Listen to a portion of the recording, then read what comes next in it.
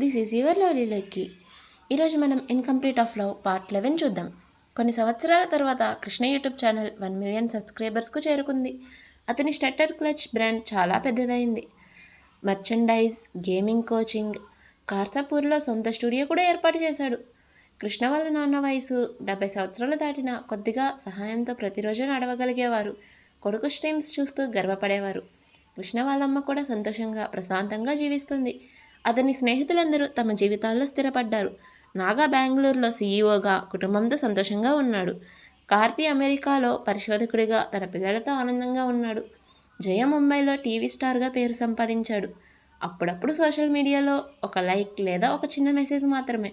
ఒకప్పుడు కలిసిన గేమ్ ఆటలు, రోజులు, జ్ఞాపకాలు మిగిలిపోయాయి. కృష్ణ ఇప్పుడు అవార్డులు ఉన్నాయి, అభిమానులు ఉన్నారు, డబ్బు ఉంది, పేరు ఉంది, అన్నీ ఉన్నాయి. కానీ ఐటీపీ క్యాంటీన్ దగ్గర అభిమానులు తరచూ వచ్చే ఆ ప్రదేశంలో అతను ఒంటరిగా కూర్చునేవాడు.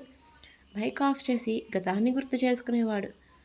అతని ఛానల్ విజయవంతంగా ముందుకు సాగుతుంది. కానీ నీ జయంతి వెళ్ళిపోయిన రోజే అతని జీవితంలో ఉన్న ఒక వెలుగు కూడా ఆరిపోయింది.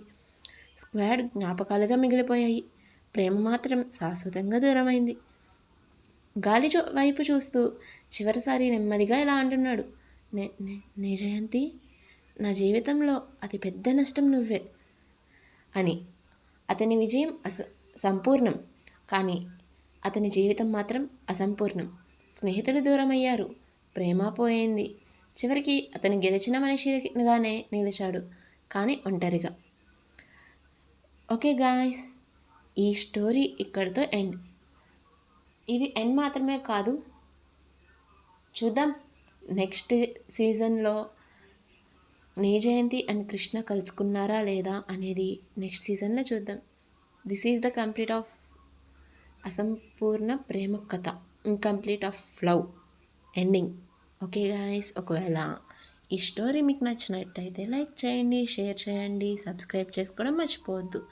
అలాగే ఎలా ఉందో కామెంట్ చేయండి. రేపటి నుంచి మన ఛానల్లో రామాయణం స్టార్ట్ అవుతుంది అండ్ రామాయణం మీద క్విజ్ కూడా స్టార్ట్ అవుతుంది. ఓకే గాయస్, ఈ ఛానల్ని సపోర్ట్ చేస్తూ ఇంకా ముందుకు తీసుకెళ్ళాలని కోరుకుంటున్నాను. Okay guys, bye bye.